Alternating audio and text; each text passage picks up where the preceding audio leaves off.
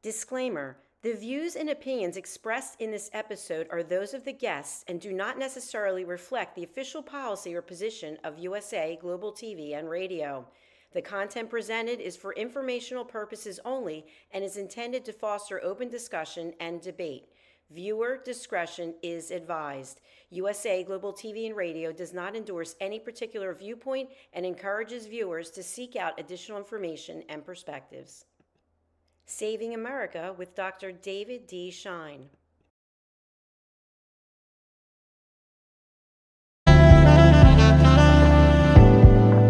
Welcome to USA Global TV and Radio, where our mission is to provide education, entertainment, hope, and inspiration.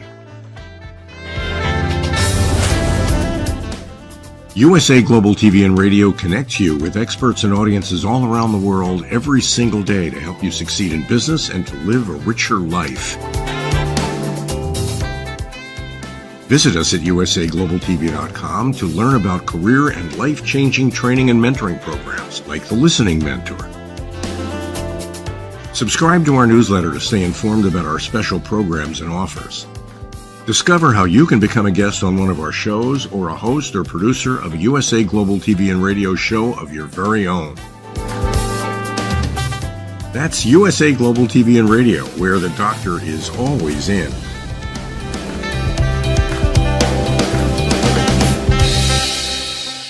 Welcome to Saving America. This is your host, Dr. David D. Schein.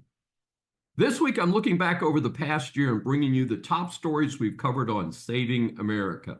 As Donald Trump came out recently and very explicitly said, we're going to wage the largest deportation program in history. The logistics of doing it, on the other hand, I think would be very difficult. And speaking as a taxpayer and a person who's actually paying attention, I'd like to know what the logistics of that are. I think that the answer is that it has a certain political appeal to a certain group of people, but the cliche is the devil is in the details, and I think the details will be very difficult. The first thing you'd have to do is you have to dramatically increase the number of immigration judges, people that are hearing, because virtually all of these people are claiming that they're being politically prosecuted in their own, or persecuted rather, in their own countries, and therefore they need to get asylum in the United States. I expect that very few of those people will be able to substantiate it, but frankly, are they even physically going to show up at these court dates? So the first thing is, I guess you could arrest people if they have a court date and they don't show up, but do we even know where these people are? I think the gradual situation will be what I've heard recently is some of the people have found out that this is not nearly the party that they expected it to be. And many of these people are being cared for by what we call NGOs, non-governmental organizations like Catholic Charities and stuff. And these organizations have limited resources. My understanding is they are getting money from the federal government to provide basic services, but at some point, these people are going to want to have a stable home life, have a place to live, not live in a tent. And I think that they may, have a self-realization about that. I think the key element here, and I'm not Machiavelli, I'm not a mean person, but I do think that what we're looking at here is that if we refuse to provide free food, free medical care, free education for these people who are not here legally, that we then have created a different dilemma is, do these people have even the resources to return to their country? Or are we going to be booking the old 747s and loading them up with people and depositing them in Venezuela, El Salvador, Guatemala, and so forth? I mean, what's the plan if you have all of these people? I don't think we're going to be flying them back to China. We've been told that there's been a significant increase in the number of immigrants from China who've been coming through the southern border, and a number of people coming from the Middle East and different parts of Africa.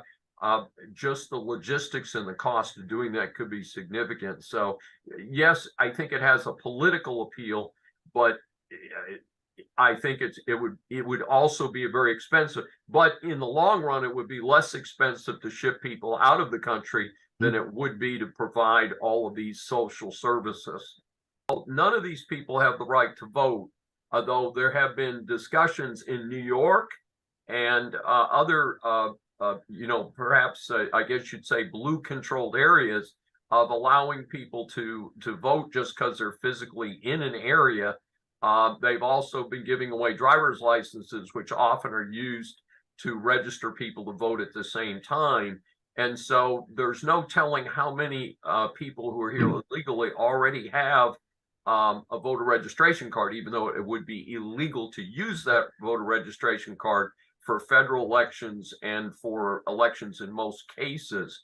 So I guess when you have people show up for things like that, you could say, well, hey, we're glad to see you show up here. We're going to send you to the next bus station and ship you out of here. The other part of this is one of the parallel situations which has happened in the last 5 weeks, obviously, is the situation in Israel with the sad circumstances of October 7th.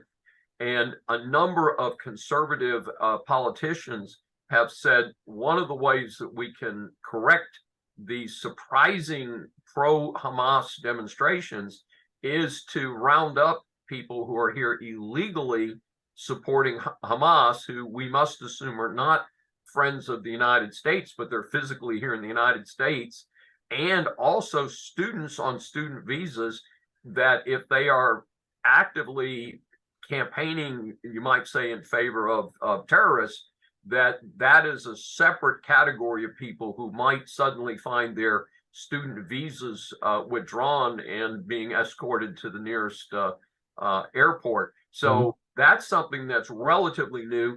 I don't know that Trump was addressing that issue at all, but I can tell you that Ron DeSantis has, as of today, has promised state support to Jewish facilities and Jewish schools across Florida to protect those schools in the case that it's needed. Though I haven't heard much about protests in Florida. I assume there's some down there, but of course, most of the protests have been concentrated in what we call blue blue areas like New York City, Chicago, cities that traditionally have a different political view. And I still personally, I don't care what your political party is, I still don't really understand why anyone in the United States would want to support Hamas. But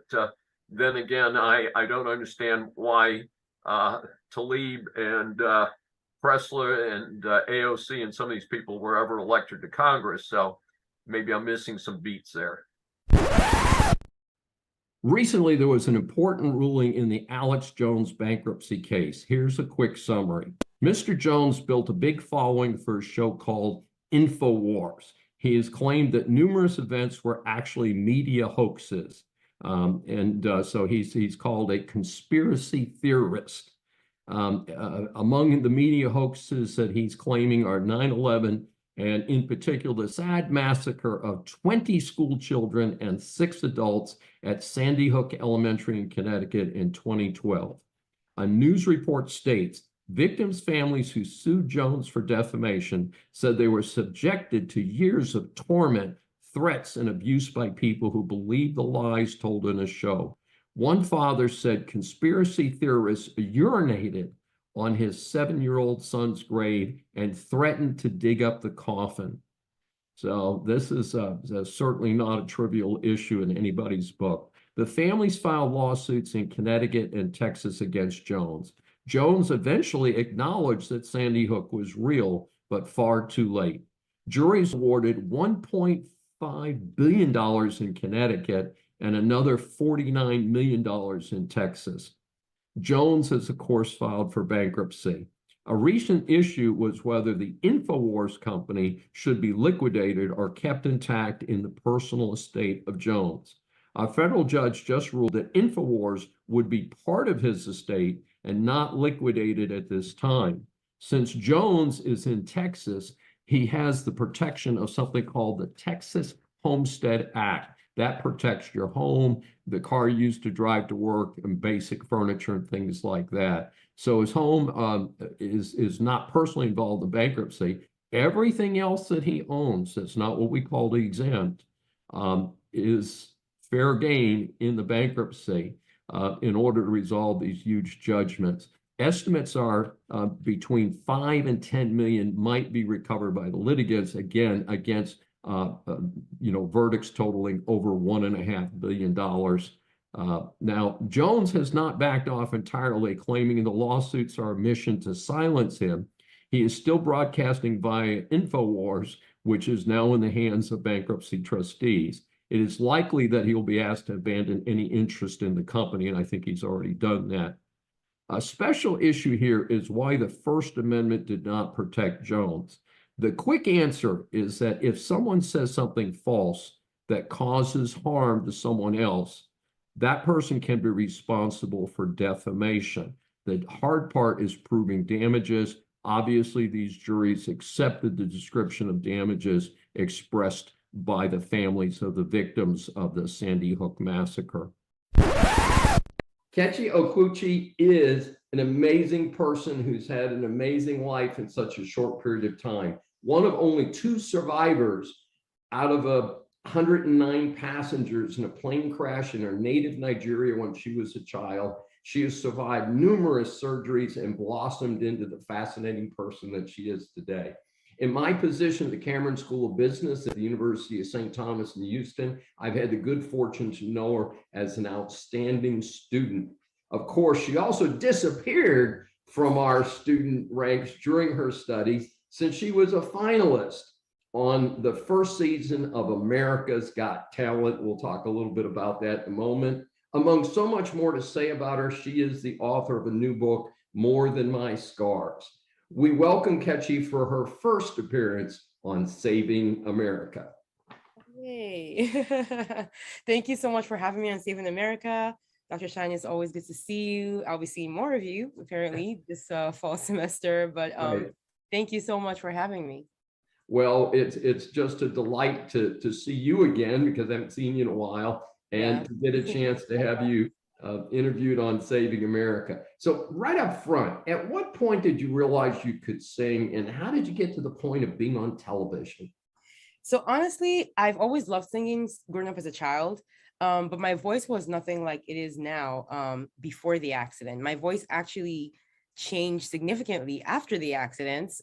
We don't really know why. Medically, it's hard to say, but it was just one of those things where my mom and I and my family, everyone was just like, we'll just take this as one good thing that came out of this horrible tragedy, and just kind of ran with it. And it was just this hobby, it's always been a loved hobby. After the accident, it became even more of one. And music started to become this escape for me and healed parts of me that like surgery and physical, training and stuff could not heal.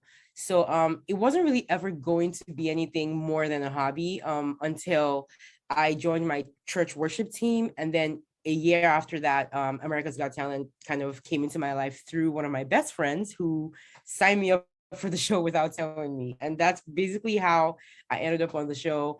And now I'm using my voice for many more things other than, just singing to myself and my family. So yeah, that's pretty much the history of my singing. And I know it's an audition system. Were you auditioned here in Houston or someplace else? So they do have that. The first level of auditions is usually, rather the first stage is usually like in-person open house auditions, but I didn't make it to any of those. Again, I was not interested in being on a show like that because I didn't feel like my voice was anything. I felt like I had a good voice. It was nice, but I didn't think it was anything that I would compete with. Like I felt like there were too many people out there who had voices just as good. So I didn't feel like I stood a chance. So I would never have gone to a physical audition myself. And so the time for that passed. And so my best friend she signed me up through the online audition where you fill out a form and attach a video and like talk about yourself a little bit. She did everything and kind of sent it to them in that way. So it wasn't a physical audition. It was like an online kind of thing, application thing. So sometimes it helps to have a friend pushing you from behind a little bit. Yeah, without her push, I definitely would not be here today. That's for sure. So Really yeah. fascinating. And so, okay, we're just friends here. Tell us about Simon Cowell. Simon, I mean, obviously we know he has a reputation. You know, he's this very frank, just a blunt man who just speaks his mind and says what he feels, whether it hurts your feelings or not. He'll tell you, the truth, about your talent, what he thinks about your talent anyway. And so, I went in there expecting to meet that Simon, because I try to prepare myself for that Simon, but I never got that Simon personally. I got a very nice, encouraging, sweet Simon that was extremely supportive of me. And I felt like when he saw me, he just took a liking to me and wanted to kind of root for me. And I think that was just like the vibe that I got from him. I'm not saying he wasn't his usual self on the show to other people, but luckily that energy was never directed at me. And I have to say that was extremely relieving, because having someone like him in your corner is extremely validating and definitely helps you kind of feel a little more confident in what you have to bring to the table. So yeah, that's my story on Simon. I got the nice Simon for sure, but like I saw that not everyone got that Simon. So I was just happy, I wasn't the one who got the, the other version of him. So but yeah, that version of him is still out there, very alive and well and kicking. So super. Well, to answer question number 3, and we usually ask 3, we're going to ask you 4 today. Okay.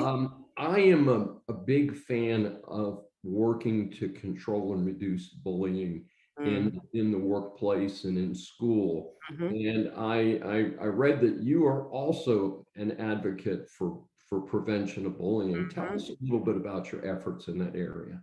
So bullying prevention is something that resonates very deeply with me, not because of what I experienced with bullying, but because of what my little sister experienced when we first moved to America. She had a very hard time adjusting and adapting, and the people around her did not make it easy for her. And I had to witness that, and put out a lot of fires along with my parents, and just try to help her not to internalize any of the stuff that she was hearing about herself or how she was being treated.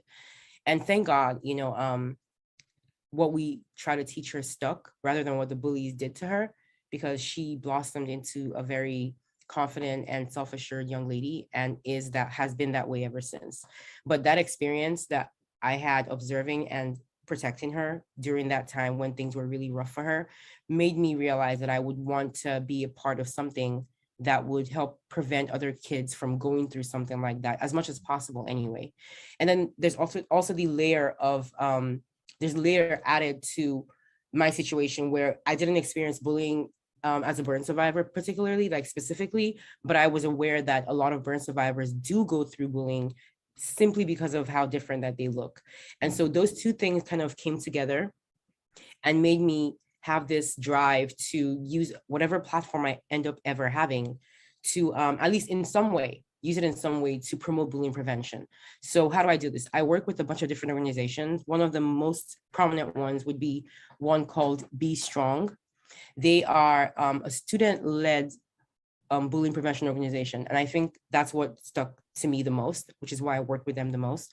I love the fact that they're not student run, but student led. So they have a lot of events and they have a lot of platforms that they allow their students, like their participants who are their members who are students, to kind of take charge of speaking out against bullying and talking about prevention of bullying. So they are using the demographic that goes through that the most, to speak out against that, speak out against bullying. And I think that's a very effective way to do it because kids are more likely to listen to each other, so that's why I work with them the most. And so what we try to do And what I try to do, however I can, is to kind of teach three very important things. Number one is self-love. I think that everything stems from how you feel about yourself. In other words, the more you accept yourself, the more you accept your flaws, everything about you, good and bad, it makes it harder for someone else to make you feel bad about those things. So this is something I can speak about from experience. I know that being the way that I am has a lot to do with me being authentic and presenting that authentic self to the world as much as possible. And I feel like people need to learn more about how to do that as early as possible, because it helps you combat bullying, because no one can make you feel bad about yourself if you've accepted yourself. So that's the first step to me. And I try to show that in my social media, in everything that I put out there on the internet. Second thing is cyberbullying, another thing I experienced on AGT. And I try to teach people, how to just deal with that, which is, at least for me, was either ignore or block. And then if it gets too bad, report, but never engage. Engaging is the last thing you want to do, because it gives these people's ego the attention that they do not deserve. So that's another thing that I try to teach. And then the last one is accepting your flaws. I think that a lot of people have a lot of difficulty in doing that. And that's why bullies latch on and use that thing you feel bad about to make you feel bad. But when you accept that thing, a lot of times those things that make you unique can become your superpower. And for me, that's what my burns have done. They've given me this avenue to kind of this uniqueness that allows me to kind of I draw strength from it, and it allows me to put out this message that I put out into the world. So, I try to teach people that their unique thing, the thing that makes them different, can end up actually being their superpower in this life and can give birth to their purpose. So I think these are the ways really I try to do what I can to prevent bullying and to teach people about it. And also not to be a bystander if you see it happening, learn how to speak out, because a lot of times it makes it worse when you just keep quiet and walk away when someone is going through something. So yeah, that's in a nutshell. I think that's really what I try to do.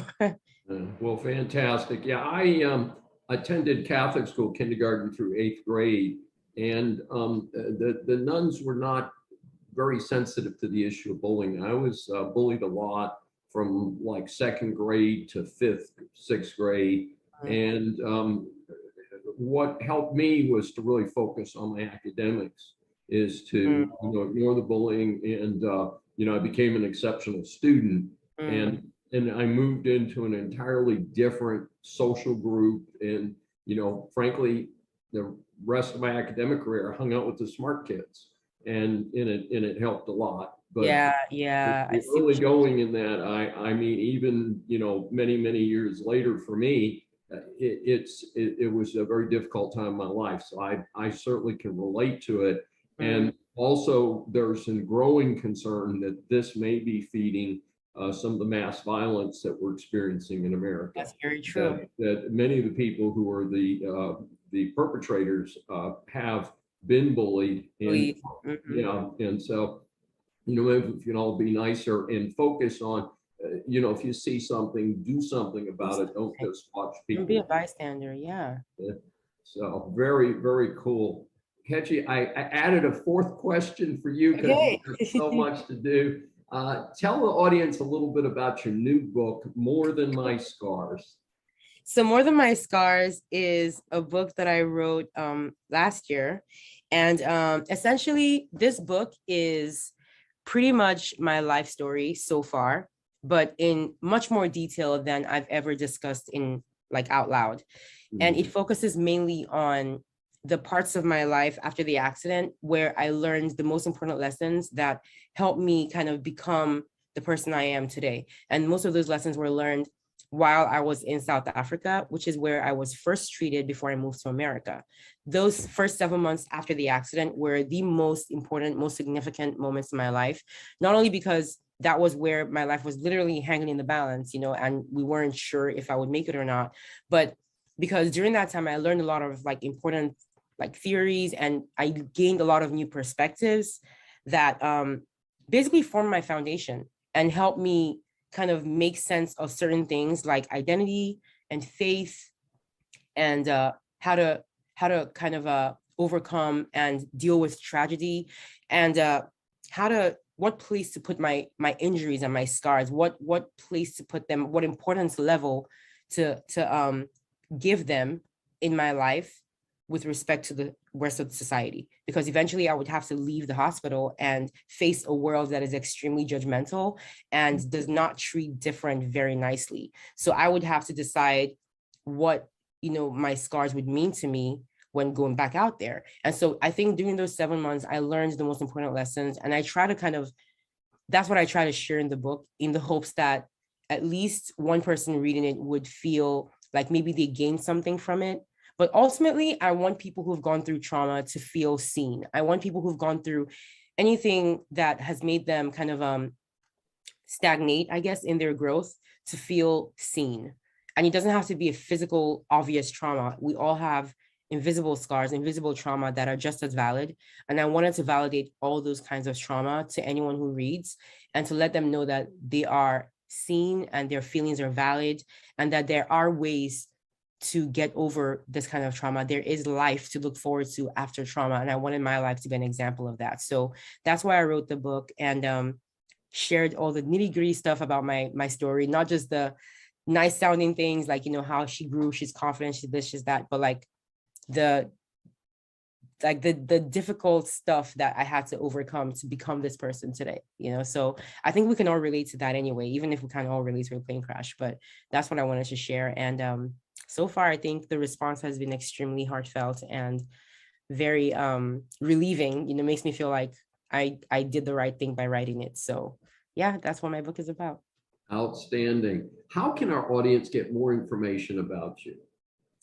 So you can find me on pretty much any social media platform. I am on Instagram, I am on Facebook, Twitter, I'm on TikTok, I'm on LinkedIn. Just type in my name, Katy, and you will find me like that. Just type in Katy or Katy Official. I also have a website, katyofficial.com, where everything I just talked about, where it's all there, like all my social media platforms. So you can literally just go to my website and find everything else. And then that's where you can find me, and information about my book as well, and my music. Yeah, it's all there. Fantastic. The latest on the January 6th prosecutions. Virtually all Americans are aware of the riot that took place on January 5th, 2021 in the Capitol. The stated purpose was to protest the election outcome, making Joe Biden the president over incumbent Donald Trump. That was only part of the story. Subsequent to that, more than 1,200 people have been charged. Of that number, more than 460 were in prison for their role in the Capitol attack. At least 718 guilty pleas have resulted, many of those with jail time. Then the U.S. Supreme Court ruled near the end of the 23-24 term that the charge of obstructing an official proceeding did not apply to the January 6th protests. The actual case involves a Pennsylvania law enforcement official. In a 6-3 vote, SCOTUS ruled that the law applied only to evidence tampering in official proceedings. This was the main charge against most of the January 6 protesters, so many pending prosecutions will need to be reviewed or dropped. More important, those that pled guilty without the benefit of this opinion may move to withdraw their pleas, which would clear their criminal record. So the question is, how did the FBI and other federal law enforcement round up all of these potential defendants? Well, there was not an organized sign-in at the Capitol that day where people signed their name and said what state they were from or whatever. So how'd they find them? Well, it turns out they used something called geofencing. That may now be falling apart due to recent ruling of the U.S. Fifth Circuit Court of Appeals. The ruling struck down geofencing warrants on the basis that they were an illegal dragnet. Warrants are supposed to be specific under the Fourth Amendment to the Constitution. These warrants were too broad, according to the Fifth Circuit, and violated the defendant's rights to be free from unreasonable search and seizure. This could impact at least 300 of those charged in the January 6th matter.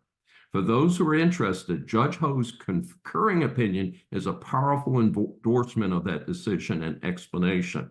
While this may be brought up to SCOTUS next, it will be interesting to see where this goes. I think the current SCOTUS justices will agree with Judge Ho.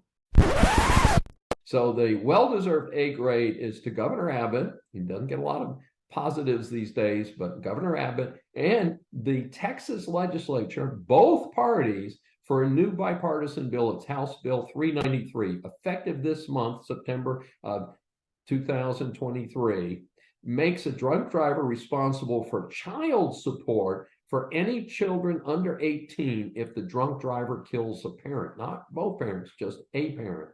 The actual amount of child support will be determined by judge based on the overall finances of the child, such as if the other parent is still alive, supporting the child, similar considerations. Payments while the offender is in jail will obviously be postponed, but will accrue. Many of my audience know that I am a crusader against drunk driving. Folks, anything that we can do to deter drunk driving, I think is something that we should do. And hopefully this will continue to emphasize that the public's concern over drunk driving in this out of control situation. Texas has one of the worst drunk driving records in the United States, I learned in doing my research for this episode. We must not allow people to drink and drive. Folks, have a designated driver, take a taxi, take an Uber, hitch a ride, but do not get behind that wheel. And we have horrendous, sad cases almost every night on the evening news. Folks, we have got to get past this problem. We've got to get control. Please, yourself, be careful. Help your families to be careful and help the general public. And if you see a drunk driver, hit 911, get a policeman out there to arrest that person. Therefore, Saving America awards Governor Abbott and both parties in the Texas legislature for House Bill 393, requiring a drunk driver who kills a parent to pay child support. The U.S. Supreme Court upholds absolute immunity for presidents in Trump's case. Now, that may be a misleading headline. We'll explain further. This is perhaps the biggest ruling of SCOTUS this year, and perhaps one of the 3 or 4 biggest in the last decade. It's a 6-3 conservative liberal lineup in the decision. The current Department of Justice charged Trump for alleged interference with the results of the 2020 presidential election. Most Americans are familiar with the allegations that he attempted to get his VP not to certify the election, that he somehow caused the J6 riot, and that he contacted states regarding electors and et cetera, et cetera.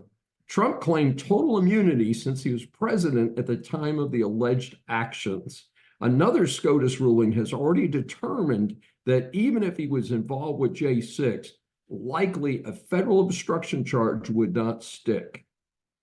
Here's a summary of the current ruling of the court.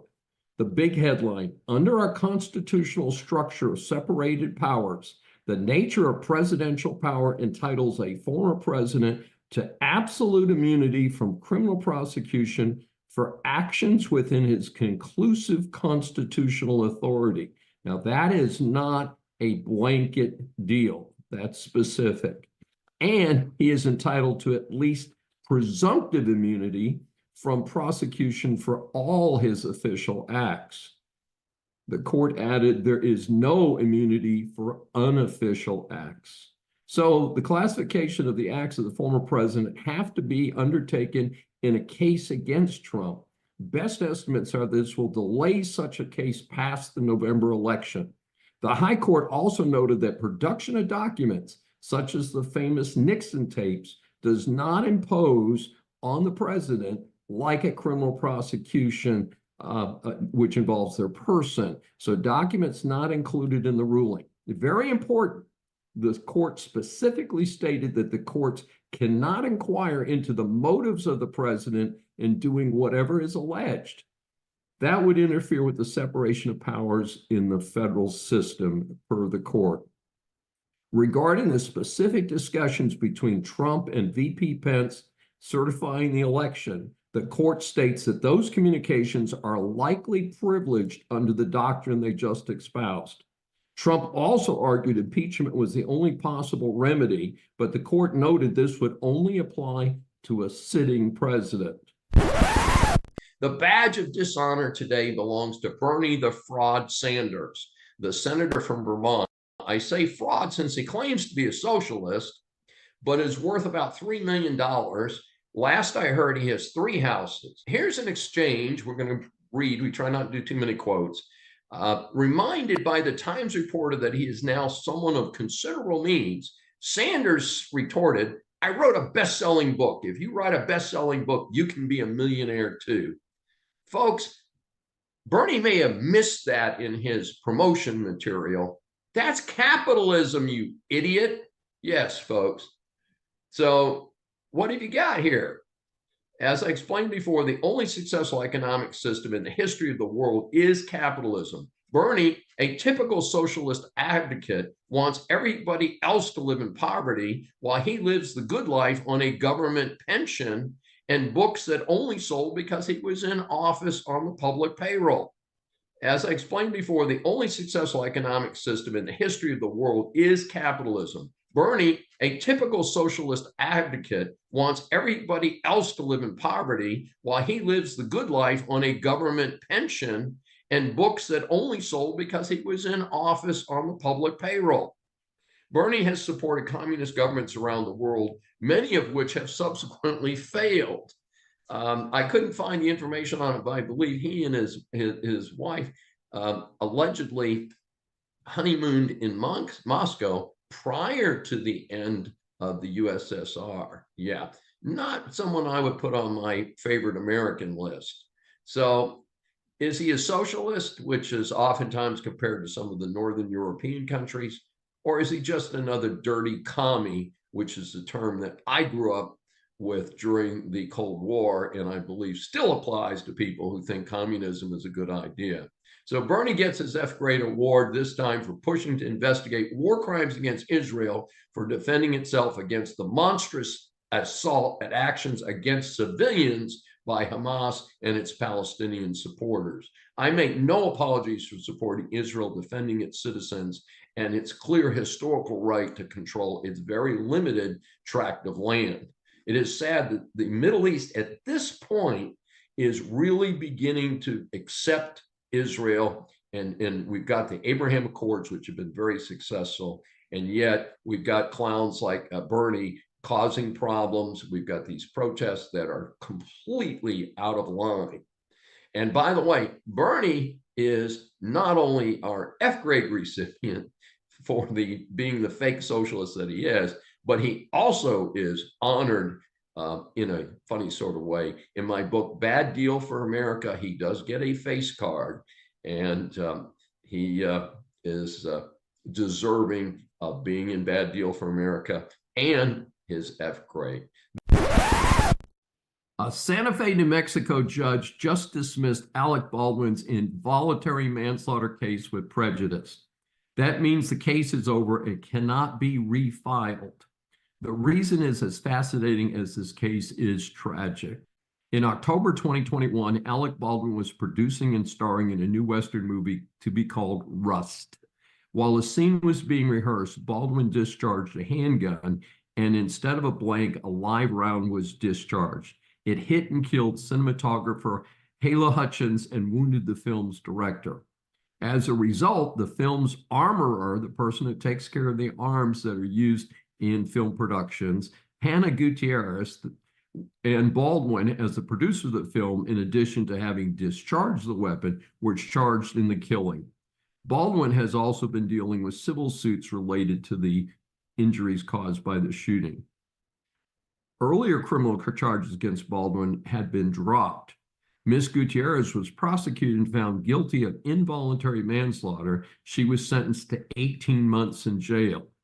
Also charged in the case was assistant director Dave Halls, who said on the movie set the handgun had no live ammunition in it. He pleaded no contest to a misdemeanor charge of negligent use of a deadly weapon. Interestingly, he was given a 6-month unsupervised probation order. However, the Santa Fe prosecutor presented the case against Baldwin to a grand jury in January of this year. He was able to get an indictment. This time, the case went to trial. In a surprise announcement, the judge dismissed the case 3 days after the trial started this July. The reason is very unusual. According to the ruling of the judge, the prosecution withheld evidence from the defense. Under American jurisprudence, and contrary to television crime shows, any possibly relevant evidence must be provided to the defense attorneys by the state in advance of the trial. Part of the evidence in this case concerned why there were even live rounds on a movie set. Best I can tell, during off hours, some of the cast and crew fired live rounds for fun. It was the responsibility of the armorer, Miss Gutierrez, to make sure any gun on the set was only armed with blanks. It has never been resolved how a gun with a live round could have been handed to Baldwin during the filming. Leading up to the dismissal of the case, it was alleged by the defense team for Baldwin that not all of the live rounds recovered from the set by law enforcement had been disclosed by the prosecutors to the defense. The court held that this prejudiced the defense and that the withholding of the additional live rounds was deliberate by the prosecution. Now, Ms. Gutierrez, who's already been convicted, may use the same argument to appeal her conviction. Now, Baldwin still may face civil claims, but he's likely past any further criminal charges. Who was born and raised in New York by his Jewish father and German mother. After West Point, he served his country both in the Army and the FBI, where he worked in the National Security Branch assigned to foreign counterintelligence. Convinced of an impending collapse of American society due to the increasing negative influence and corrupt collusion of globalist U.S. corporations and globalist U.S. government, David left America in 2010 and moved to China, where he has worked in risk management, advising clients on strategic threat intelligence, as well as conducting security operations, corporate investigations, and due diligence. He has also worked for both Amazon and Boeing, leading their corporate crisis management departments, overseeing all of Asia. He is the founder and CEO of Terenbent Leadership Advisory. Rather incredible, this man has been declared an enemy of the state and is no longer welcome back in the United States. His political ideology centers upon faith, family, and freedom. He is fluent in Mandarin, Chinese, and German. His motto is "Lead to Victory." He is the author of the current book, Patriots Betrayed, a soldier, scholar, and spy's warning about America. And so we welcome Arthur Bomblett for his first appearance on Saving America. Welcome. Thanks, David. I appreciate the welcome, and hello to all your listeners. Yes, and boy, you've got, that's, I think, maybe the longest introduction that we've put into the record so far. Thank you. Thank you. Put a lot into it. As you know, what we do is we ask 3 questions to give people a chance to give a quick view of what they're involved in. And again, I know what you're involved in is much more complex, but here's question number 1.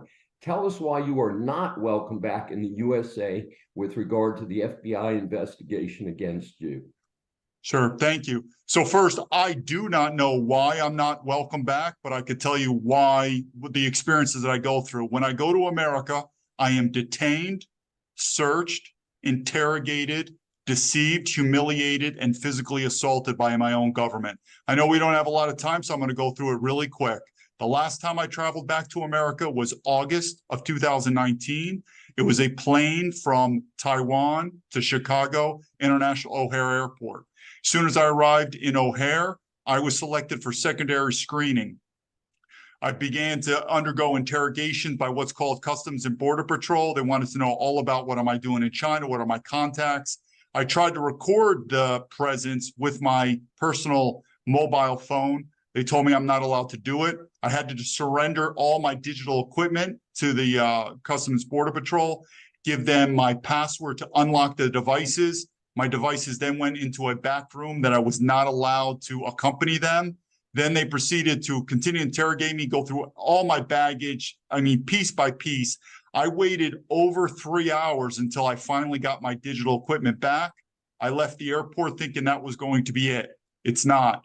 Once I was in Chicago, and to all my viewers, my reason I was in Chicago is I was about to do a deposition against the Boeing company that I was suing them. I'm on Rumble channel, episode number 2, me and Boeing, check it out. You'll understand what I'm talking about, the collapse of America. but the purpose of the trip to Chicago was to do a deposition against the Boeing company. While I was in Chicago, within about 24 hours, I realized I was under surveillance, not overt surveillance, but covert surveillance. I could just feel it. I ended up going to what's called Grant Park, which is in the city of Chicago. At that time, I saw an individual that was surveilling me, which is a polite word to say he was stalking me, taking pictures of me all covertly. I described this to the audience. Everything that I'm saying here has been submitted to the congressmen and senators. This is all documented. Once I realized I was under surveillance, I ran away from that vicinity about 200 meters inside the park into a dead end. I turned around. The same man is in a full pursuit running after me. Again, I go into the details and more. I won't go in too much now because we're under time. The man ended up, there was a physical altercation where the man physically assaulted me. At that time, I had no doubts in my mind this person was an FBI employee, either an FBI special agent or in the FBI, what we have is surveillance operatives. He was one or the other. And I knew at that time, if I would have physically assaulted this person, I would have been in a lot of trouble. I ended up becoming physically assaulted by this person. I ended up running again away from this person, escaping the maneuver. I never imagined I would be doing this in my own country. Again, to the audience, this is why I'm not welcome. To make a long story short, when it was time for me to leave America, same airport, Chicago O'Hare, I check in, I go through customs, I'm ready to board the plane just like all the other passengers are. As we're lined up to literally board the plane, 2 customs and border agents in full uniform are inspecting all the passports of the people boarding. They see my passport. They tell me to step out of line about 2 to 3 feet. This is the humiliation. All the passengers are seeing what's going on. They end up saying they need to go through all my stuff. I said, where should I put my stuff? They said, just sit on the floor. I'm sitting on the floor, taking off my shoes. They want to go through the soles of my feet, all my baggage, everything, taking pictures of all the telephone numbers or whatnot, all in plain sight of all the passengers.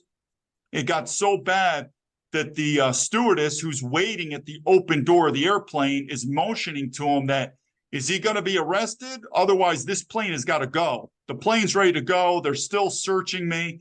Finally, again, interrogation. To make a long story short, I'm finally allowed to leave. Immediately, the stewardess escorts me to my seat, and we're gone.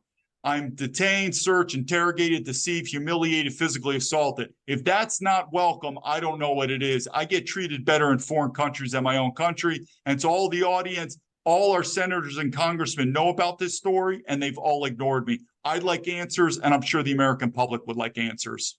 Well, maybe this interview today, which may be played to a different audience, maybe that'll trigger some of that. Let me ask you question number 2. Describe what you're seeing with regard to the decline of America and its symptoms and causes.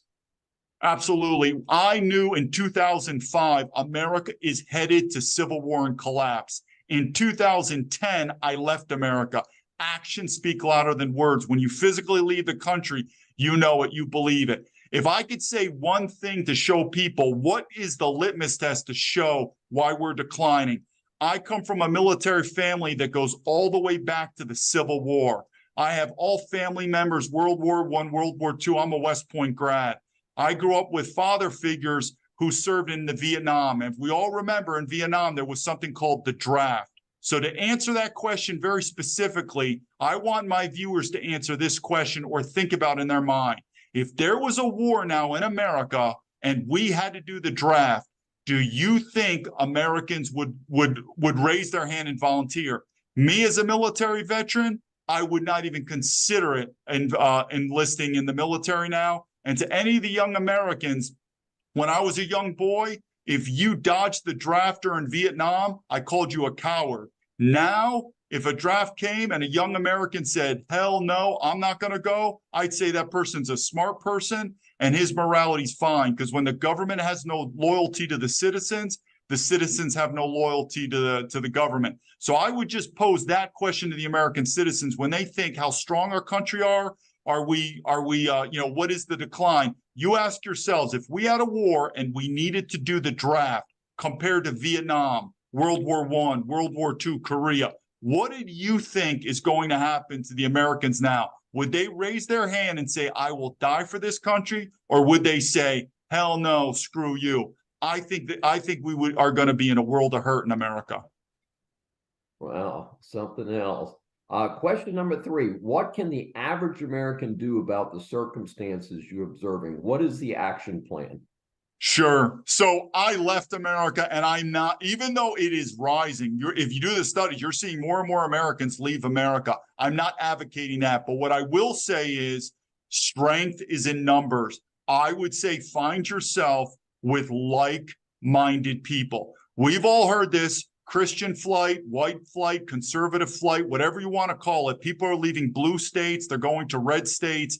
I would say surround yourself with like-minded people. We all know it. When I was young growing up, if you were a Democrat, I was a Republican, we were in a bar restaurant, we'd argue a little bit, and that's it. We've never seen the amount of political tensions that were going on now. We are going to civil war. I would say number 1 is start reevaluating who is your groups, who are the teams, who is your family, who are the associations that you're belonging to. Start finding like-minded people, even if that means you leave your state or your city and go to another place. I'm not saying you're going to have to leave the country, but I'm saying if it's going to get to civil war or collapse, you want to be surrounded by like-minded people.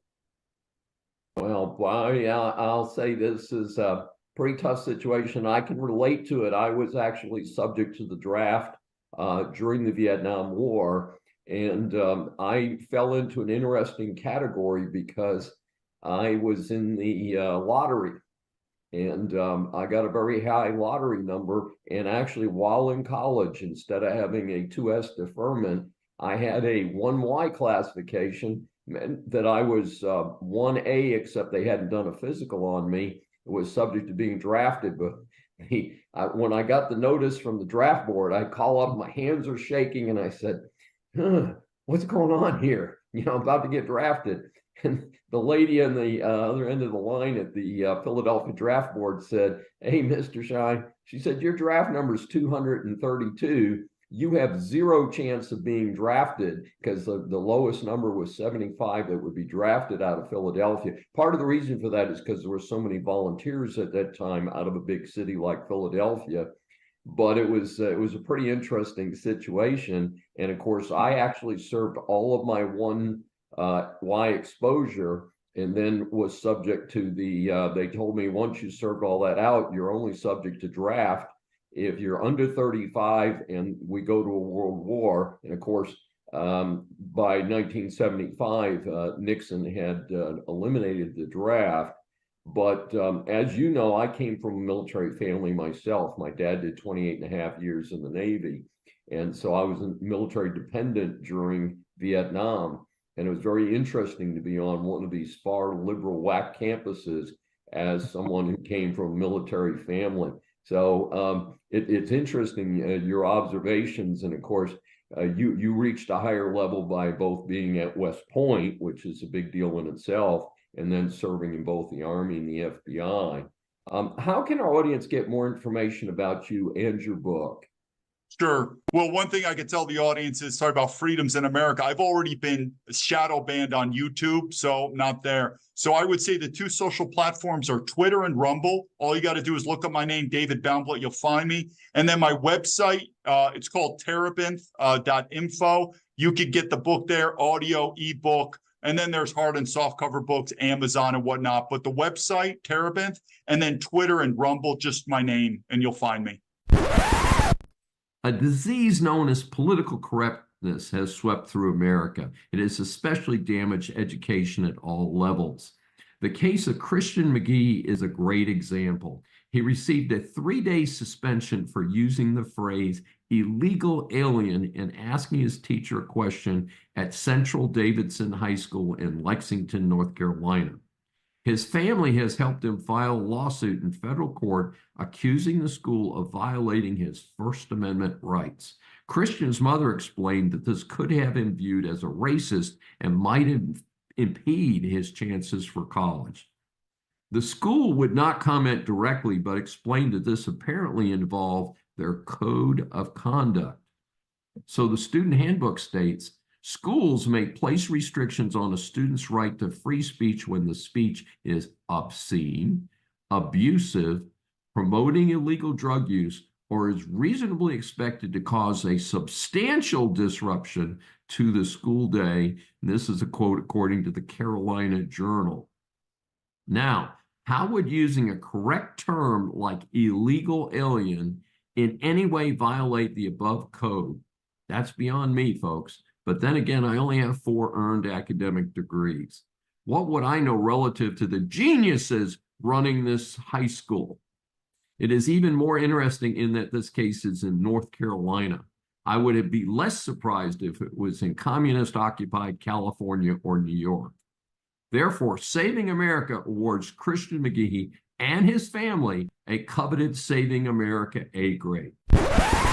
Former Marine prosecuted in New York City for defending subway passengers from a crazed person with a long criminal record. I cannot make up this sad headline, but after all, it is New York City, once the star of America, now site of gangs running through famed Times Square. So you have Jordan Neely, who has previously committed violence in the subway system and has been arrested 40 times, causing mayhem in a subway car in May 2023. Penny encounters Neely on a New York City subway. Neely was acting erratically and threatening passengers. Witnesses have testified that Neely said, "Someone is going to die today."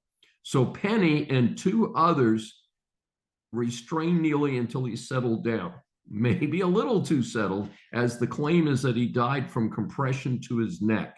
Prosecutors have charged Penny with a second-degree manslaughter and criminally negligent homicide. One take on this sad situation is that Neely is black and Penny is white. Question if the skin colors were reversed, would this have even made the news at all? Is this equal justice? I believe in Texas we would have given Penny a medal. Humorous side note, Biden rejects Trump's, in my opinion, humorous offer to have a golf round at his golf course and to have a no holds barred, no moderator debate. I'm certainly not surprised that Joe turned him down. And frankly, this reminds me of the proposed fight, which has never taken place, between the clown prince Zuckerberg and the oddest billionaire anyone knows, Elon Musk. And I doubt, like I said, that'll ever take place. Thanks for joining me for Saving America. If you have questions or comments, please find me on various social media sites. I'm Dr. David D. Schein, and I will see you next week. Welcome to USA Global TV and Radio, where our mission is to provide education, entertainment, hope, and inspiration. USA Global TV and Radio connects you with experts and audiences all around the world every single day to help you succeed in business and to live a richer life. Visit us at usaglobaltv.com to learn about career and life-changing training and mentoring programs like the Listening Mentor. Subscribe to our newsletter to stay informed about our special programs and offers. Discover how you can become a guest on one of our shows or a host or producer of a USA Global TV and Radio show of your very own. That's USA Global TV and Radio, where the doctor is always in.